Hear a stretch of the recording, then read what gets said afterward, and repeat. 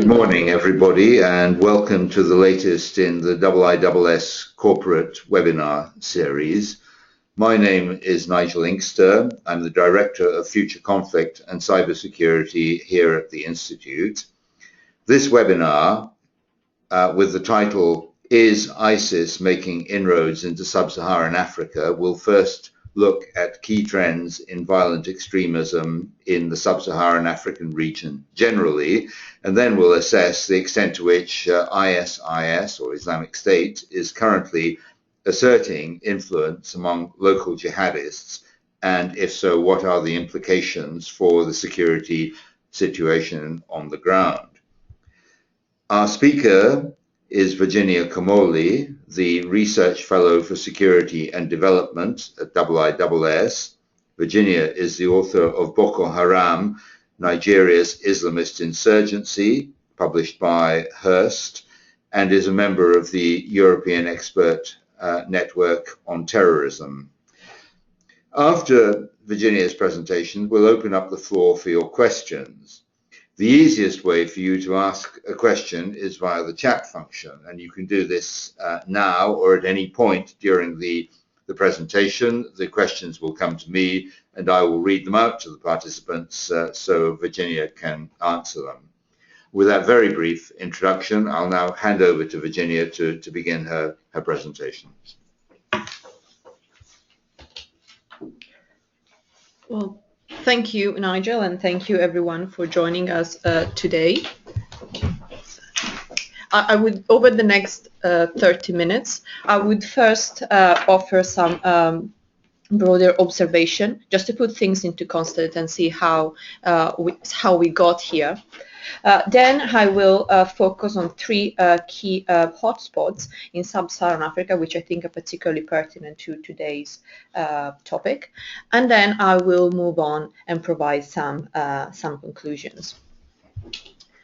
So let's start with some broader considerations on violent Islamic extremism.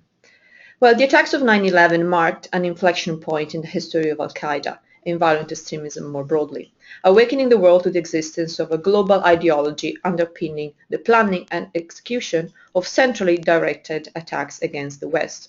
Of course, targeting Western attacks was nothing new. The novelty, however, was that attacks were intended to be spectacular and to generate mass casualties, and the bombings in Madrid in 2004, in London in 2005, really reinforced the fear that the terrorist threat had taken a turn for the worst.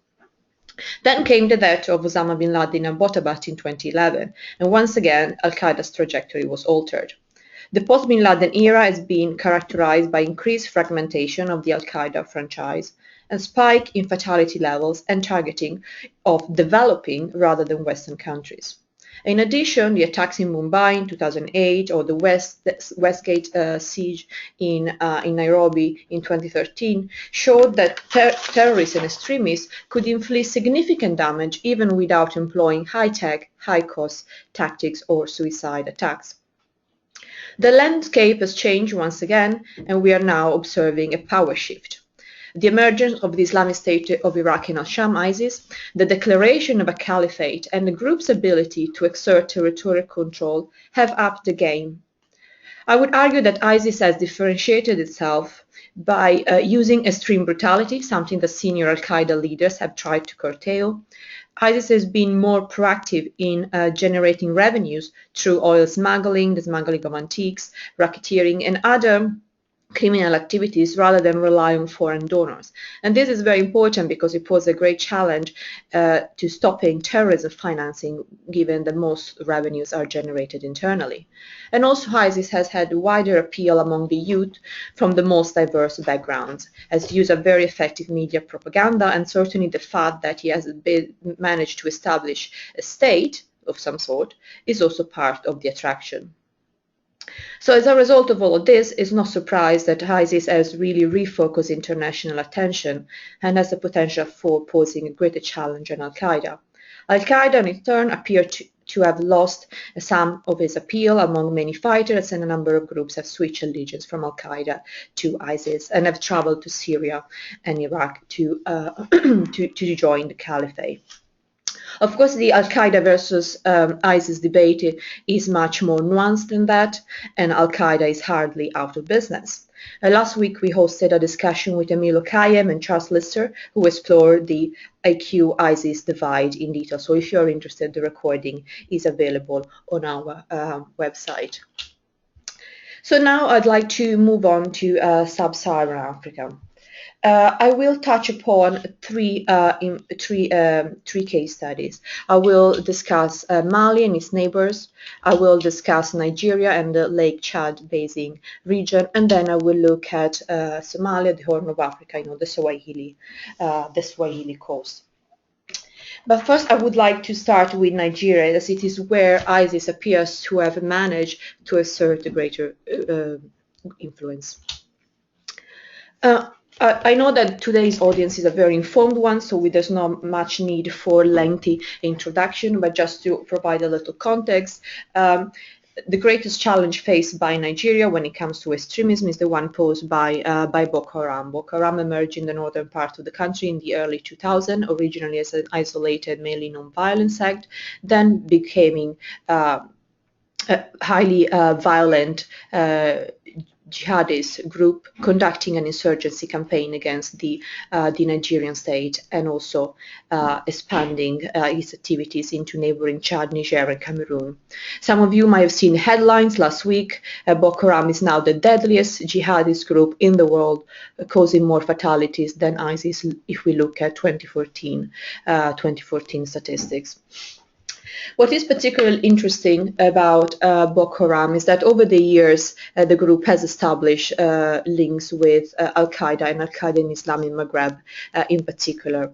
And it really profited from this alliance in terms of knowledge and financing and training. However, Boko Haram never became officially a part of the Al-Qaeda franchise, and this, one may argue, made it easier for Boko Haram to look elsewhere, to look at ISIS. In March 2015, Abu Bakr Shekau, the leader of Boko Haram, pledged allegiance to al-Baghdadi, which is something that was accepted. A spokesman for ISIS even urged fighters in the world to join Boko Haram in Nigeria if they were unable to travel to Syria. Later on in the summer, Boko Haram, or at least section within Boko Haram, rebranded itself as Islamic State West African province. It is, however, unclear to this day whether the top leadership was actually in favor of this rebranding.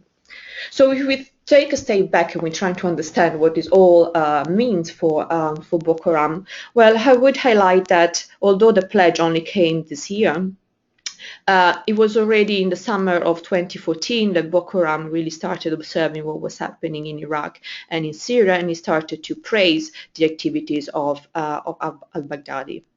It also, 2 months after Baghdadi declared the caliphate, Boko Haram declared its own Islamic State in northern Nigeria. I wouldn't say that this is not something that had been part of Boko Haram's goal before the events of Iraq and Syria, but certainly one could argue that he had drawn some inspiration from al-Baghdadi's declaration of a caliphate. We can also draw other parallels. We've seen an increased expansionist drive on the part of Boko Haram, which has really moved from a hit-and-run tactic to trying to hold territory. We have seen, for instance, the seizing of territory in Borno State in the northeast of Nigeria was particularly reminiscent of the taking of Tikrit, Mosul, and other territories by ISIS in 2014. But then, we have to see whether this is actually making any difference on the ground in Nigeria. And I would say that to date, there is very little evidence of that. Where we see greater evidence of influence is on the media and propaganda sphere. Since 2014, we've seen Boko Haram producing higher levels, higher resolution video messages. Also, we saw over time how Boko Haram adopted some of the similar background music or background imagery used by ISIS. It even opened a Twitter account, which was something completely new for Boko Haram. So one may infer that some knowledge, some expertise had been transferred. But again, on the ground, we've seen very little differences. If we think at the time when the pledge was made, i.e. in March 2015, one could argue that this came at a time of weakness for both groups. In the case of Boko Haram, many towns that he had captured had actually been retaken by the Nigerian forces. At the time, ISIS had also lost some territory, such as Kobani in Syria or Tikrit in Iraq. And also, it would have been very useful or convenient for ISIS to be able to establish a foothold in Sub-Saharan Africa. And of course, being Boko Haram, the deadliest group, jihadist group in the world, this allegiance would have also boosted ISIS reputations, not only Boko Haram's.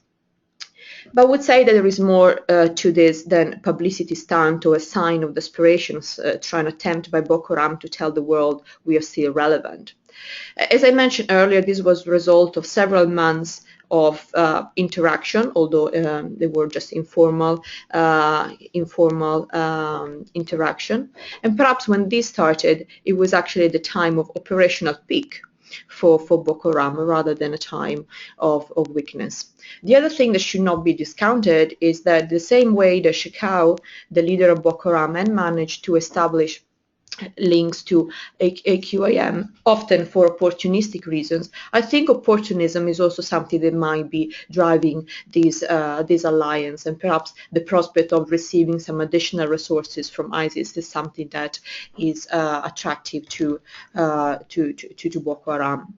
I stress this because I stress the opportunism angle because I do believe that strong differences still remain between the two groups. For instance, the different approach to state building and administration, and also the fact that Boko Haram is still largely a locally focused group, even though it has expanded activities into Niger, Chad, and Cameroon.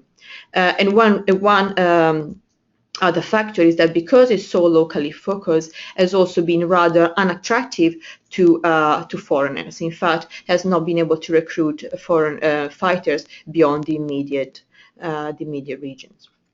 And even, I'm still not convinced also by the rebranding into Islamic State West African Province is something that doesn't seem to have been endorsed by the top leadership. What is, however, interesting to notice is that perhaps in an attempt to signal that the Boko Haram is really truly part of the of the ISIS family, is that last month Boko Haram urged Shabab to also join ISIS, and that's the next region or topic that I want to discuss, the Horn of Africa. Al-Shabaab emerged as the militant wing of the Somali Council of Islamic Courts that took over most of southern Somalia in 2006. It's a clan-based insurgent and terrorist group and has been very brutal and violent, attacking the Somalian federal government, the African Union troops under AMISOM that are present there, civilians, NGOs, and so on. And most fighters appear to support a local agenda against the Somali government rather than a global jihad. But as of February 2012, Shabab formally joined the Al-Qaeda franchise, which was something that was also confirmed by Al-Qaeda Supremo Ayman al-Zawahiri.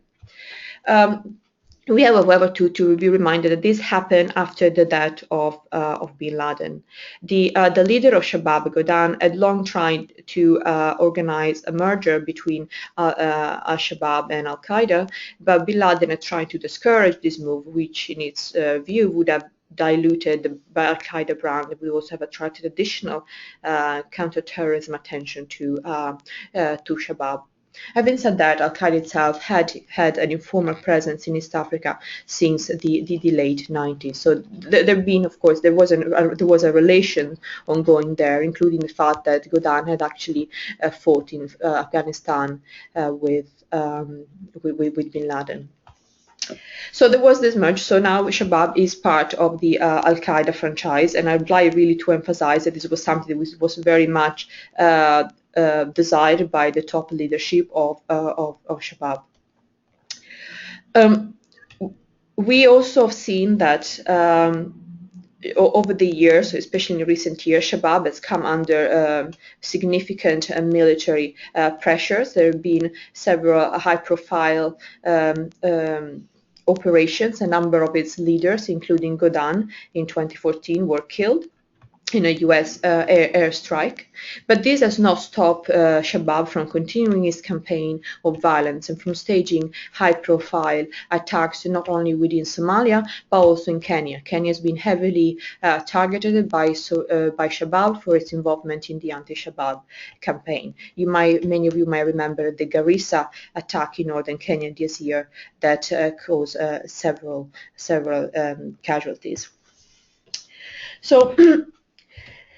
So is Al-Shabaab going to join ISIS? Well, it looks like ISIS is very keen on establishing an East African province. It has issued some propaganda videos trying to encourage recruitment in East Africa.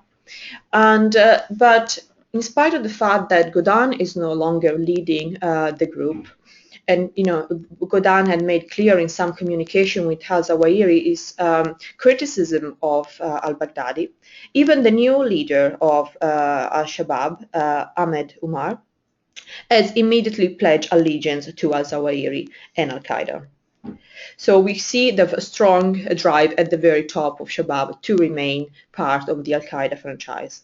However, we also started seeing some dissident voices. As I mentioned earlier, Shabab has suffered several losses. And there are many young fighters, especially foreigners, because actually one of the characteristics of Shabab has been its ability to attract foreigners from countries as varied as Norway and Pakistan. So we've seen that among these younger and foreign fighters, there is a tendency now to look up to ISIS as a more palatable options if the group is to survive.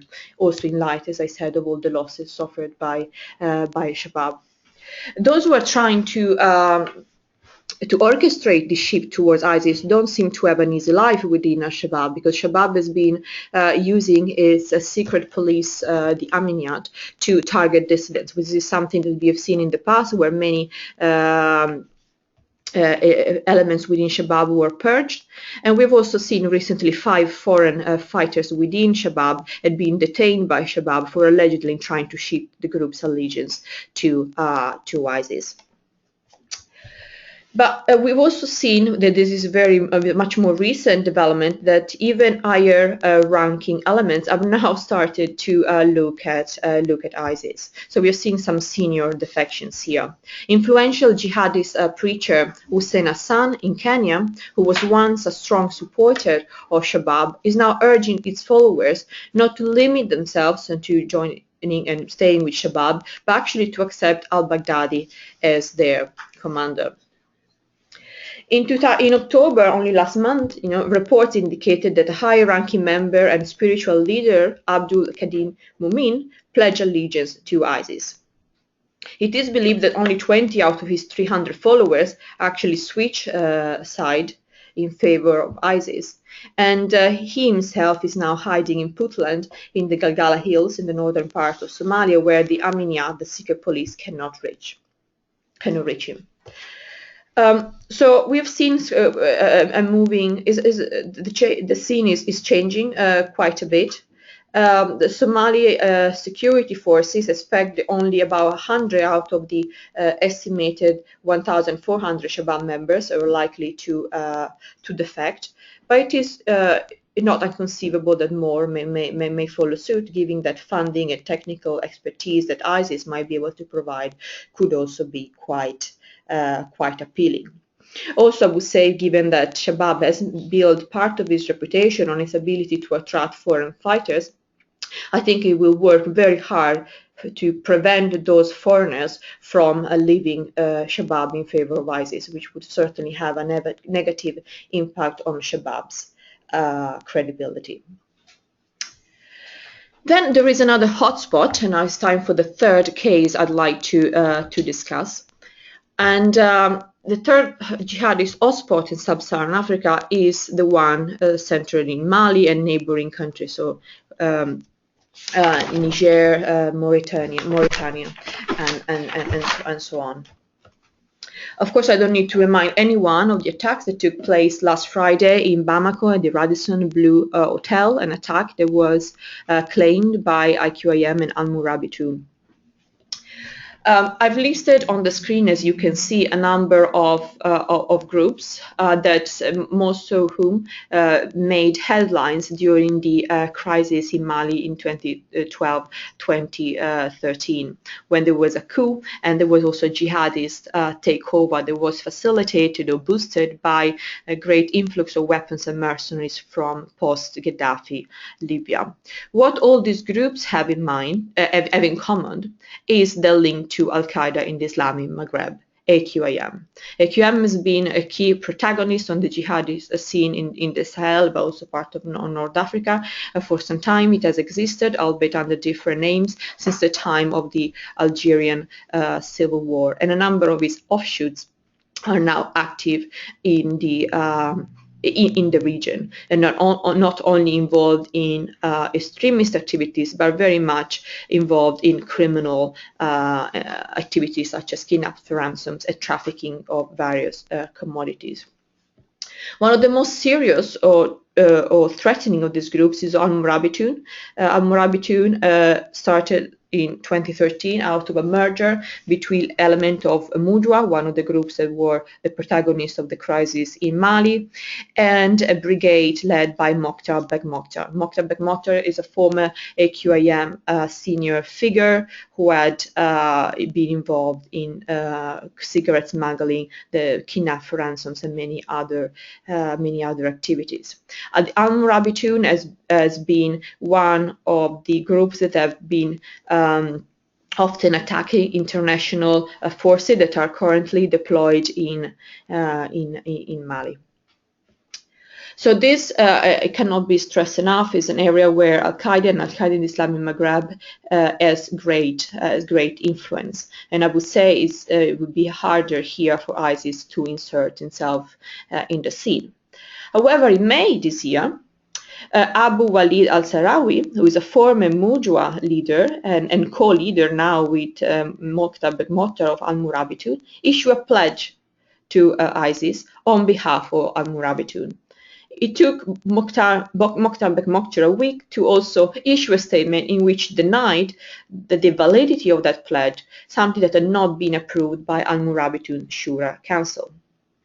It has to be noted that Mokhtar Begmokhtar had actually fallen out with the QIM leadership, but he had repeatedly over the years reconfirmed his allegiance to al-Zawahiri and Al-Qaeda Central. There was some interesting development in the summer when Mokhtar Begmokhtar, where there were claims that he had been killed during a US strike in Libya. The Libyan intelligence confirmed it immediately. The Americans were a bit more cautious. AQM itself absolutely denied it. And when Ansar al-Sharia in Libya, the group that allegedly was meeting with Mokhtar Begmokhtar in Libya, issued a list of all the fighters, its own fighters that had been killed in the airstrike, there was no name, there was no mention of Mokhtar Begmokhtar. So I think, the man has been declared dead so many times over the years that we have lost count. And so perhaps this time was also lucky and was not killed.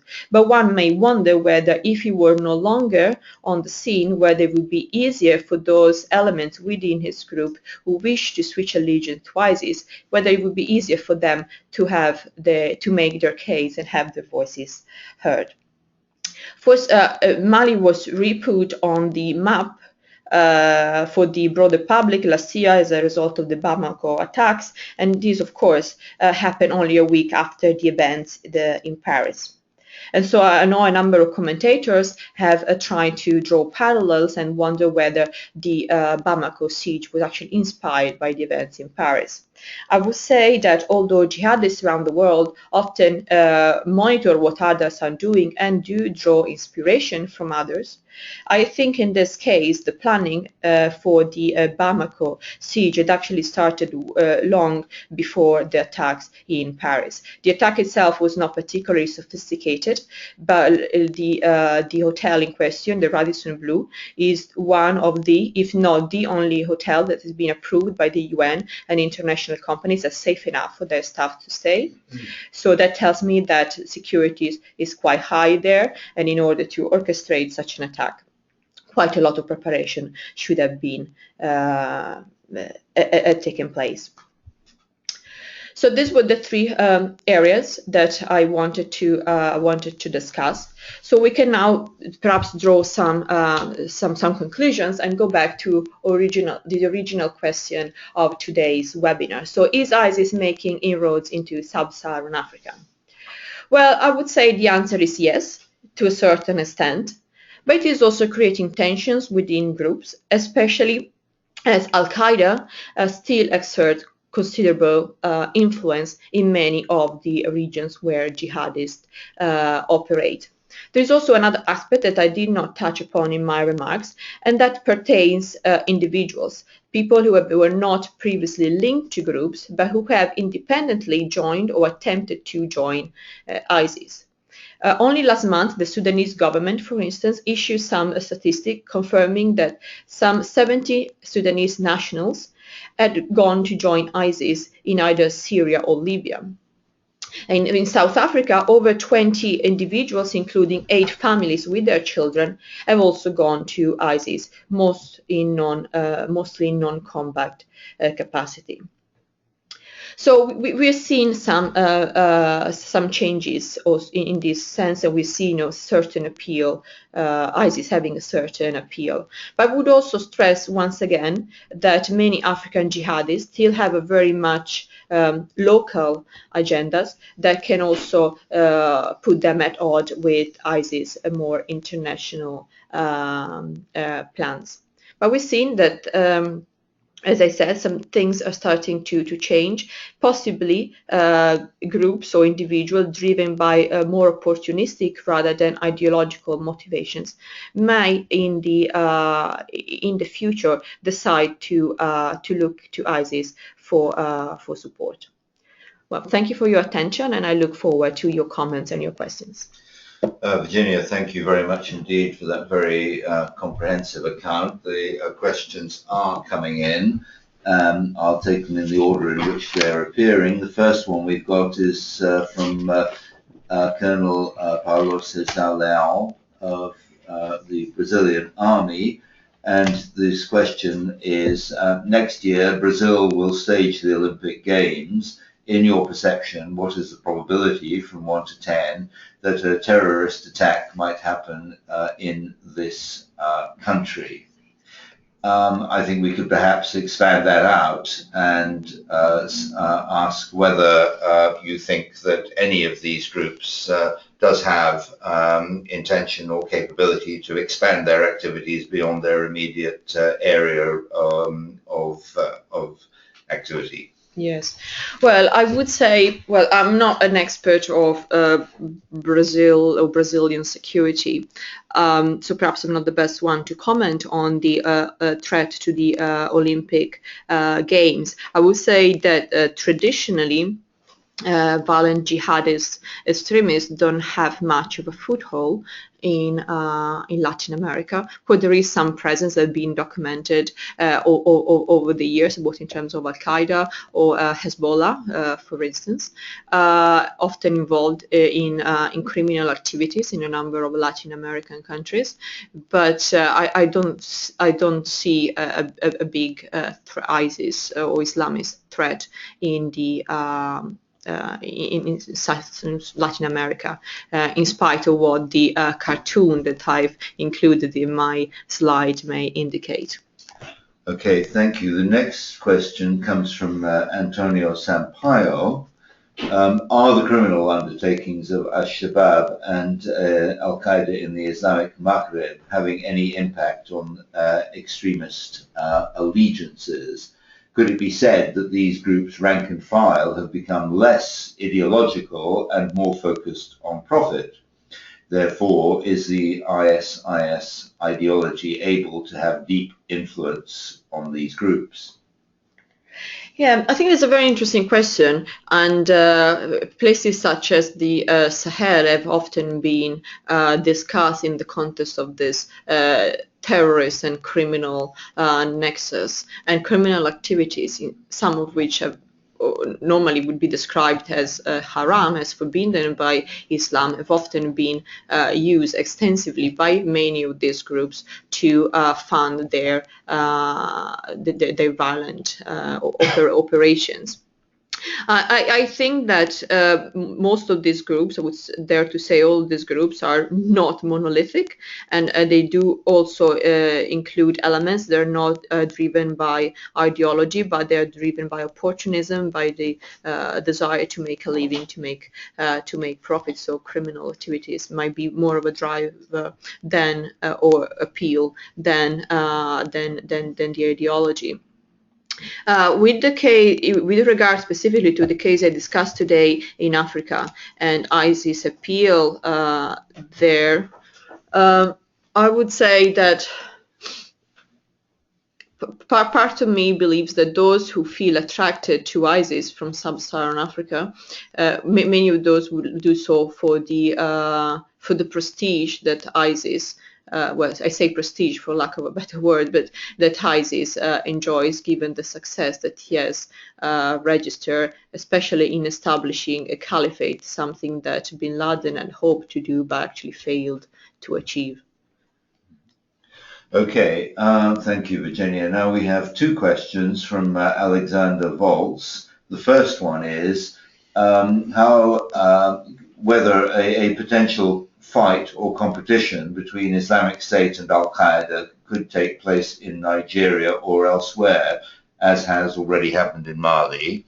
And the second question is from Alexander is, what role does Libya play as a weapons exporter to Islamic State in sub-Saharan African evolution and growth?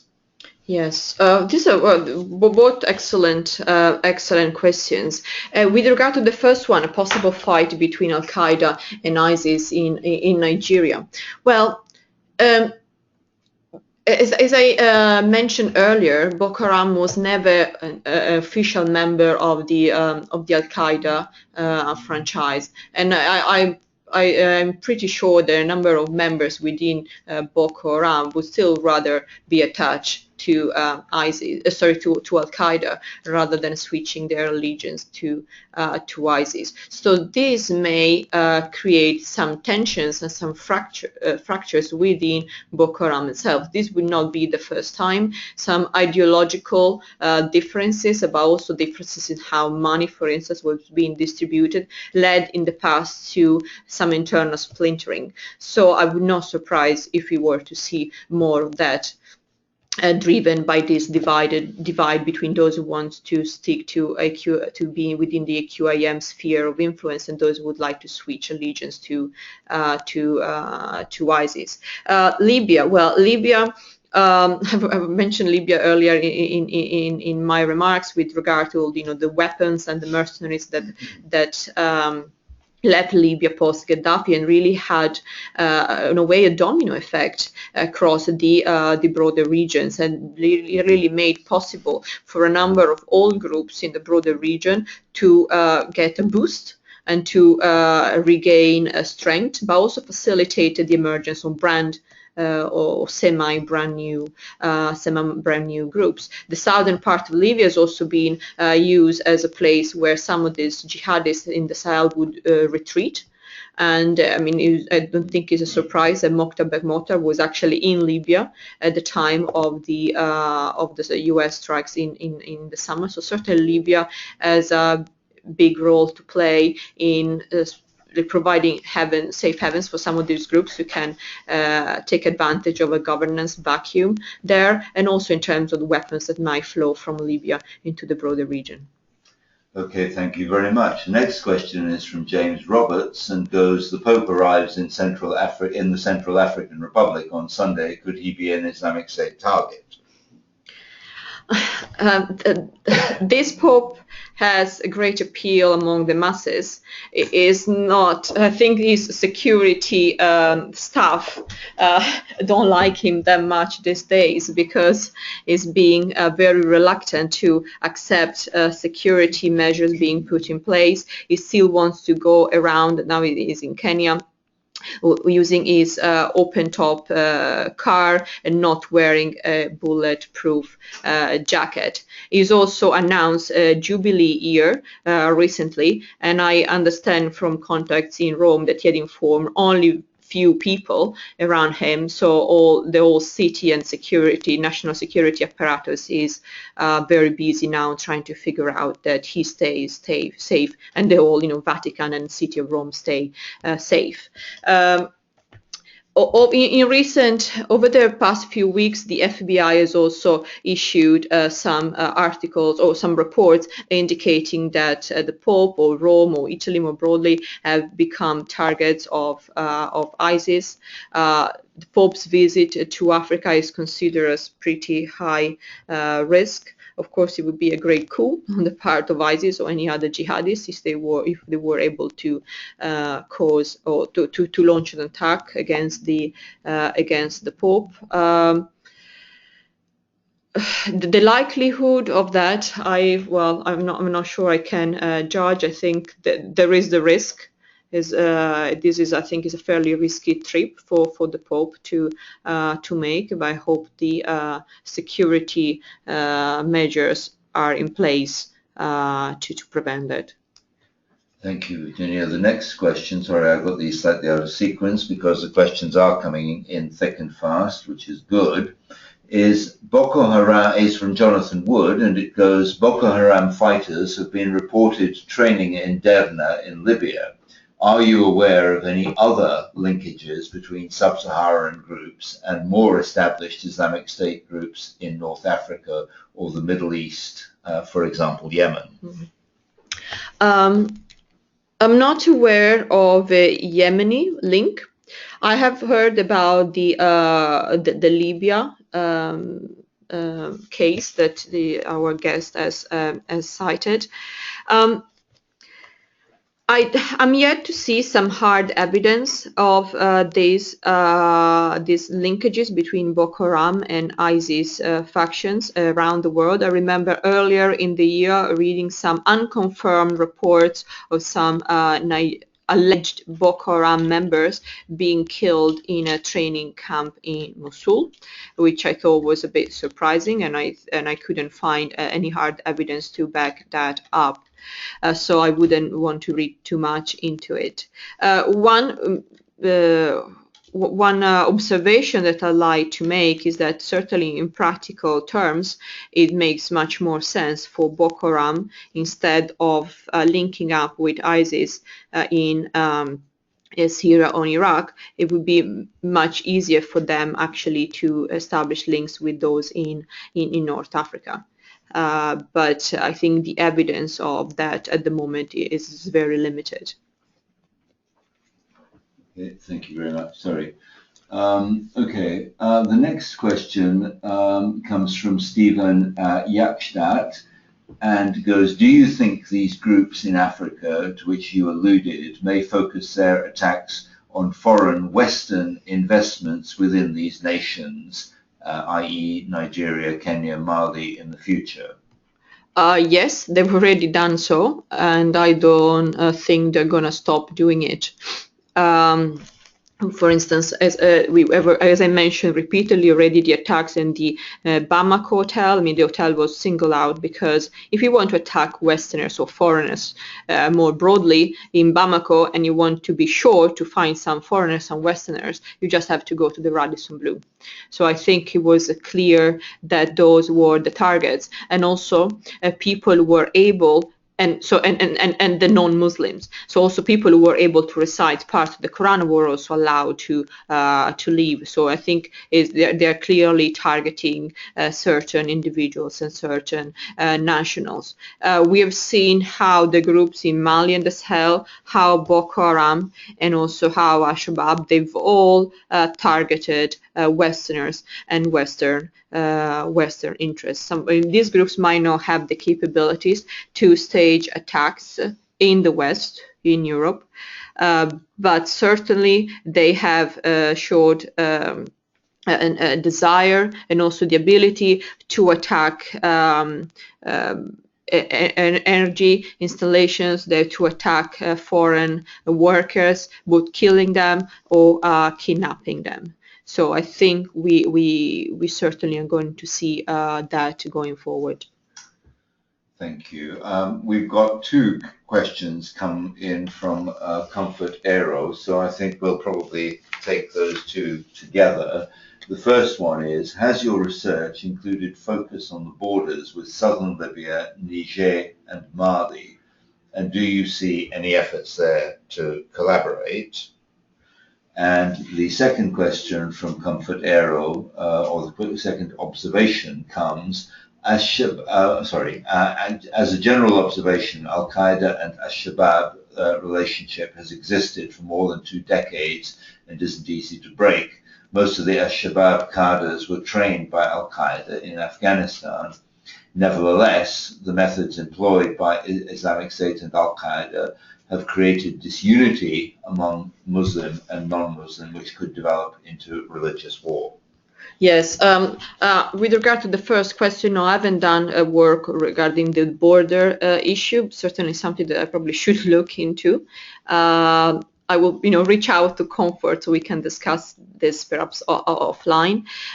With regard to different methods and different targeting between Al-Qaeda and ISIS, I absolutely agree, and I think.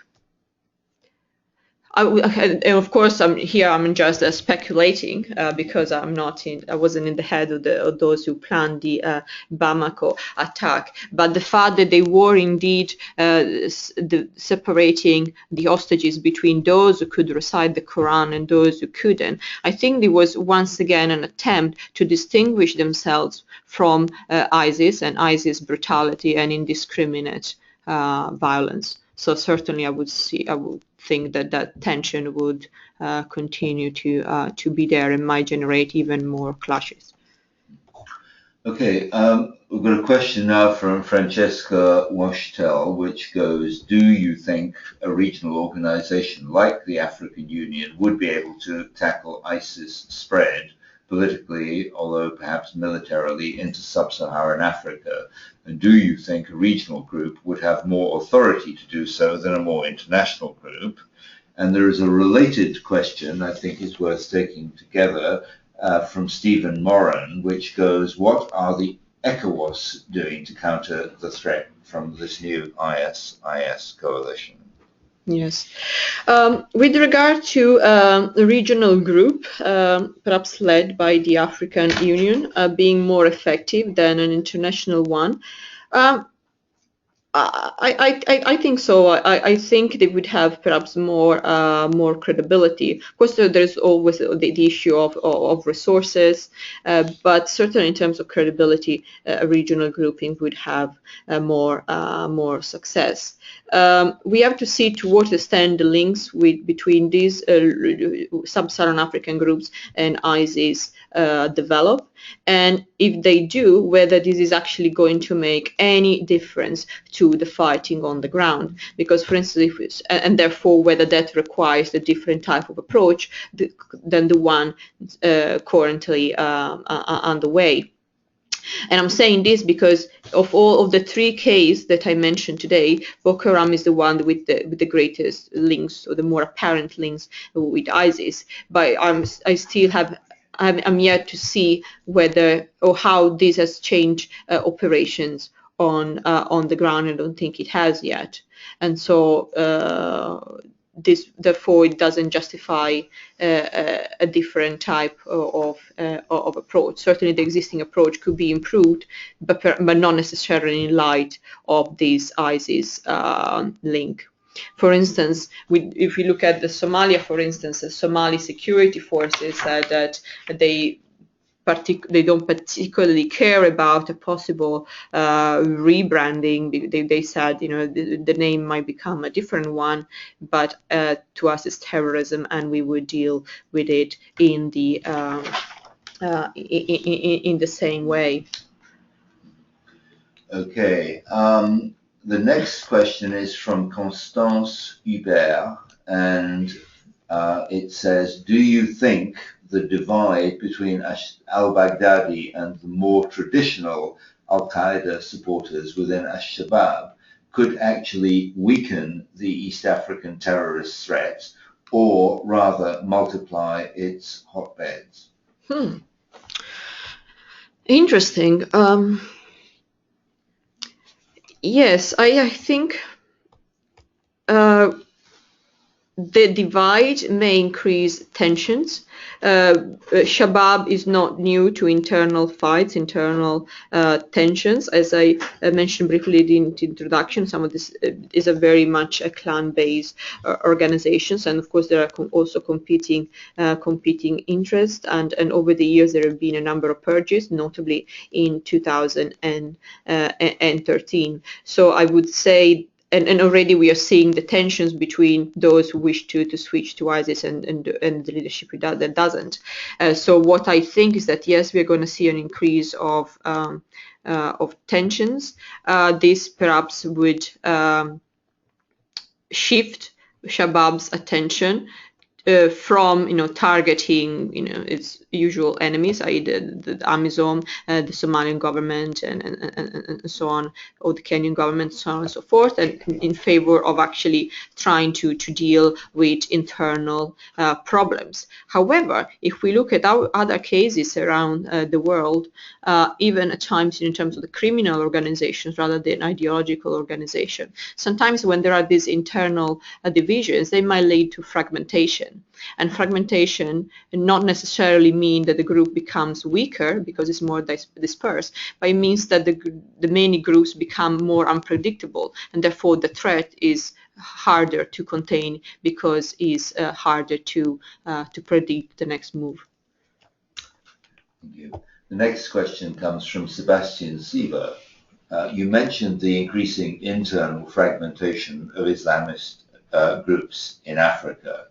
Can you give any details on this in the case of Boko Haram, in particular their Ansaru wing, which runs valuable weapon and drug trafficking and recruitment logistics from Sudan to Libya? Could these networks mark indications for the on-the-ground links between Boko Haram and ISIS? Yes, Ansaru is the best known offshoot of Boko Haram. It's not the only one. There have been a number of others that often, occupying different localities. The fate of Ansaru at present is not fully clear. Ansaru had much stronger links to AQIM than Boko Haram proper, and it is actually Ansaru that first pioneered the kidnaps for ransom practice. That's something that Boko Haram wasn't doing at the time, back in 2011 when Ansaru emerged. So I'm not totally sure what's happening with Ansaru now. We know there were reports indicating that Ansaru was fighting alongside Mujahideen Ansar al-Din AQIM in northern Mali at the height of the crisis. But then, as the French-led intervention Operation Serval and the subsequent multinational UN mission arrived, many of these groups were displaced. And so my guess, and I know some of my fellow Boko Haram watchers kind of share this sentiment, is that possibly Ansaru was forced to go back to Nigeria, and perhaps now its area of operation overlaps with Boko Haram. One thing that cannot be stressed enough is that these groups are very fluid. It's actually in a way almost hard to keep up with all the groups that emerge, merge, go underground and emerge again under slightly different names, and also how fighters change allegiance all the time, often just based on different operations. So, for instance, in the case of Ansar, although there had been a split at the leadership at the top levels between Boko Haram and Ansar, it was always quite clear that the medium and lower levels fighters would actually change hat as and when it was necessary. It was even argued that the kidnapping of a French family into Cameroon in 2013, which was claimed by Boko Haram, had actually been made possible by Ansar, but then Ansar allowed Boko Haram to take credit for it. We now have two questions on Boko Haram specifically, and I will ask both of them together. The first one is from Alexander Volts. Are the capabilities of Boko Haram for direct attacks in Abuja likely to get better, or will they remain active only in the north? And the second question from Ariana Skip. Are you aware of any other financial links or support between Boko Haram and Islamic State, especially relating to Islamic State oil revenues? Yeah. Sadly, Boko Haram has already launched a number of attacks in Abuja. We've seen also further south in the country, the number of seizures of weapons and explosive, and also arrest far south as Lagos. Unfortunately, Boko Haram, although it has in the far northeast of the country its main stronghold, it has been able to carry out attacks across the entire northern part of Nigeria and also central part. So I think, of course, the threat in Abuja is not as high as it is in Borno State, but certainly the threat is there. And Boko Haram is a cell-based organization, and although it operates primarily in the northeast, it has cells scattered across the country that are able to carry out attacks. However, I would not lose sight of the fact that the Nigerian government is undertaking a very significant effort under the new presidency of President Buhari to stem this threat. With regard to Boko Haram and ISIS funding, especially with regard to the oil, I haven't seen evidence of that, haven't read about it or heard about it. But certainly something that I would want to investigate. Perhaps if you get in touch with us, we could discuss some of this offline. Okay, thank you very much. I've got a question now from Mateus Souza.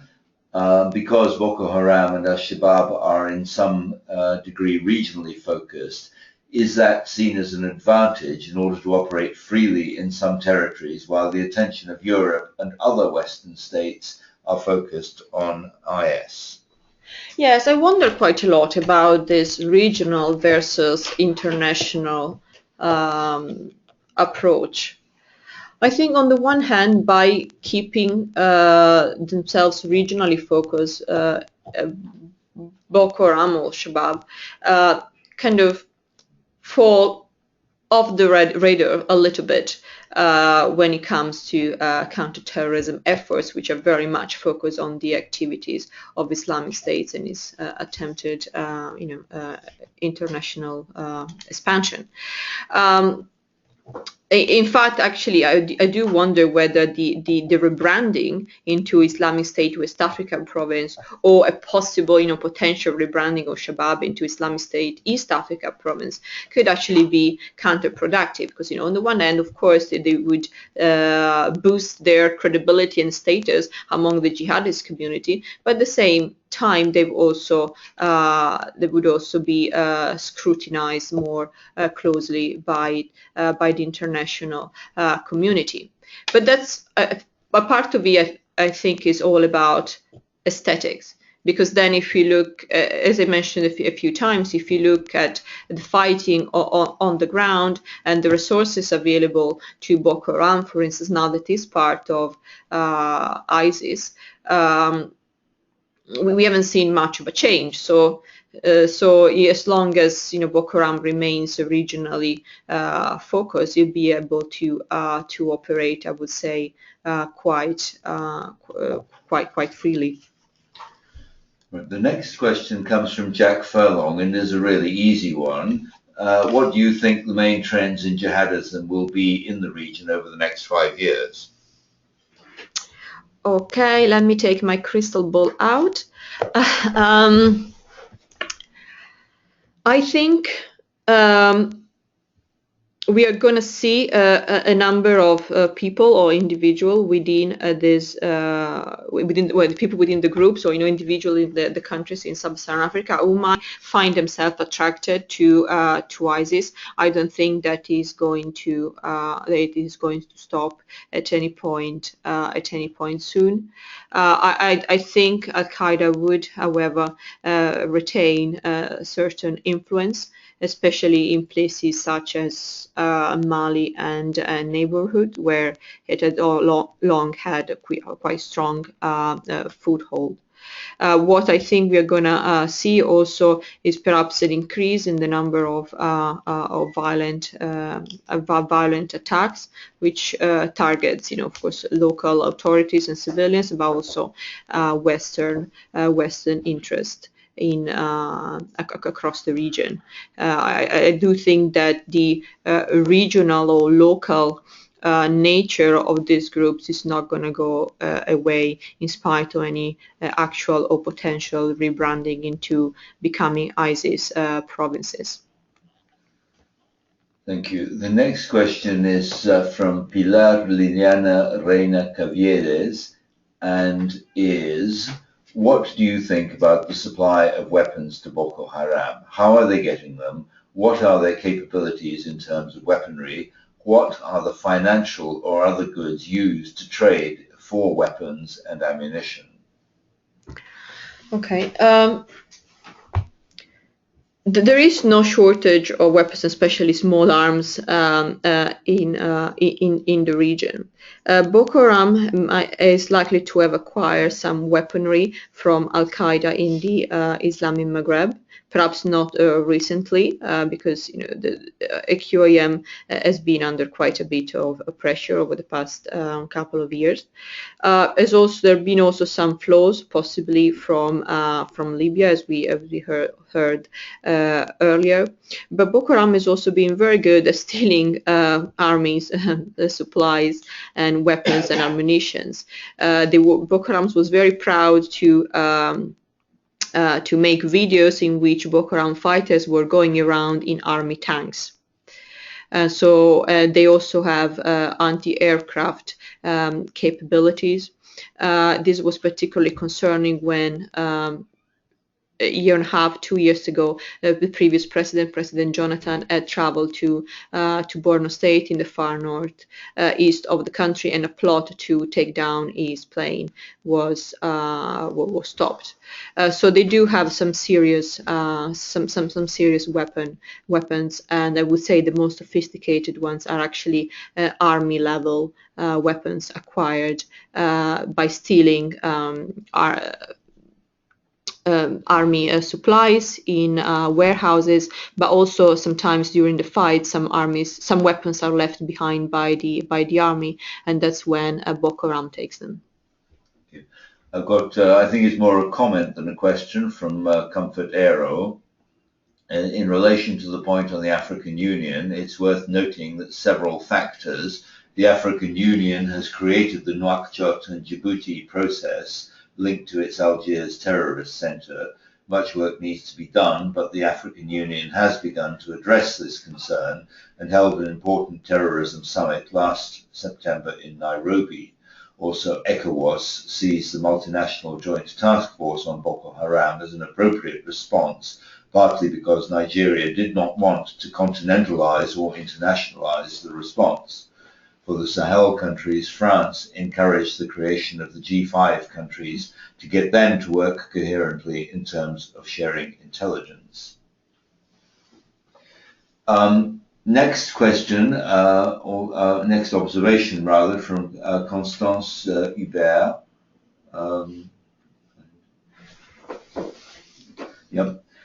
It has been argued that ISIS represents a post-Al-Qaeda jihadist threat, using terrorism as a means of pursuing its goal, but differentiating itself from Al-Qaeda by holding territory, controlling lines of communication, commanding infrastructure, and launching sophisticated military operations.